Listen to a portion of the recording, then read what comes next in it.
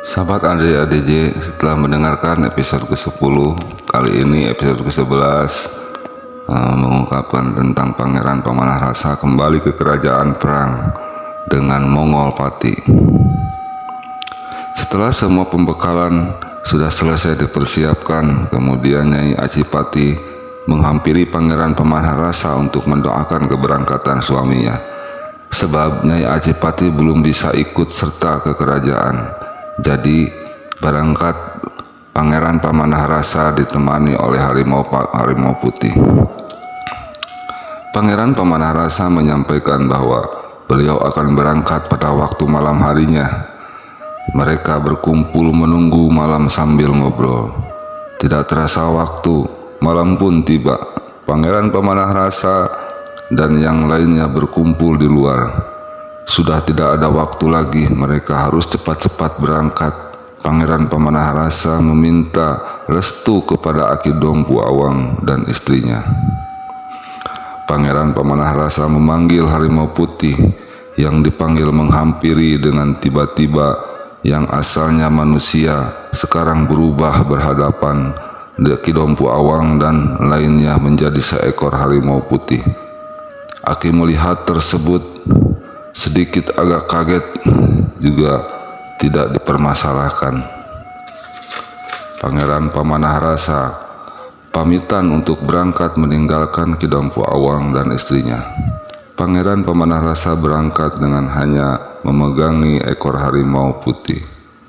Dengan cepat langsung lenyap menghilang dari pandangan keduanya. Pangeran Pemanah Rasanya tidak tenang. Beliau takut ada apa-apa, sesuatu yang buruk menimpa pada kerajaannya. Pangeran Pemanah Rasa menempuh perjalanan dalam waktu 3 hari untuk sampai ke kerajaan. Eyang Jaya Raksa yang disuruh dan dititipkan megang kerajaan mendapatkan surat dari kerajaan Mongol Pati untuk masalah wilayah. Surat itu kerajaan Mongol Pati yang isinya surat mengajak berperang Eyang Jaya Karsa, Eyang Jaya Perkasa mengganti Pangeran Pemanah Rasa dikarenakan 3 hari lagi dari kerajaan Mongol Pati mau menyerang ke kerajaan Gajah. Tapi Pangeran Jaya Perkasa sudah mengatur dan mempersiapkan prajurit untuk siap jaga-jaga. Di perbatasan dah dipagar betis oleh prajurit yang berjaga. 2 hari sudah lewat, hanya tinggal sehari lagi penyerangan dari musuh akan datang. Panglima Eyang Jaya Perkasa tidak takut dan tidak gentar menghadapi musuh. Akan tetapi agar kurang percaya diri jika tidak ada Pangeran Pemanah Rasa, Panglima Eyang Jaya Karsa sangat mengharapkan kedatangannya. Nah, ada kepastian kerajaan Mongol Pati menyerangnya besok hari, kata Eyang Jaya Karsa. Beliau bersiap-siap berangkat ke perbatasan pada malam itu juga. Dikarenakan pasti nyerangnya dipastikan terjadi pada pagi hari.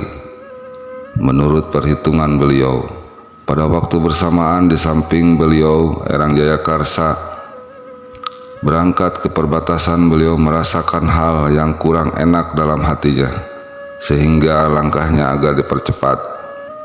Pas sampai di perbatasan, pada saat bersamaan kerajaan Mongol Pati menyerang perbatasan, yang juga pasukan Panglima Eyang Jaya Perkasa.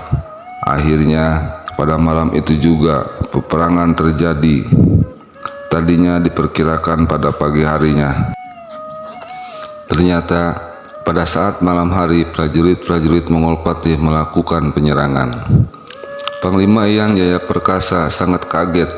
Beliau mengatur prajurit untuk dari malam sampai pagi perang secara terus-menerus berlangsung dengan hebatnya, saling hantam senjata tajam dan sebagainya.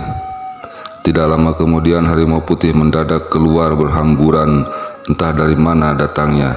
Pada beberapa harimau putih muncul lumayan banyak menyerang prajurit Mongol Pati. Panglima Eyang Jayaperkasa juga kaget melihat banyak harimau putih yang berdatangan membantu kerajaan gajah dengan tiba-tiba. Tak lama kemudian prajurit kerajaan Mongolpati mundur kocar-kacir diamuk harimau putih. Sebagian lagi mati oleh harimau putih. Saat itu juga perang selesai, harimau putih berjejer menghadap Panglima Eyang Jayaperkasa dan prajuritnya. Sahabat Andrea DJ, di episode yang ke-12 dengan judul menggantikan nama kerajaan gajah menjadi pakuan Pajajaran dan membuat simbol senjata kujang yang pertama. Silakan ikuti terus cerita Sasakala Prabu Siliwangi. Mudah-mudahan bisa bermanfaat.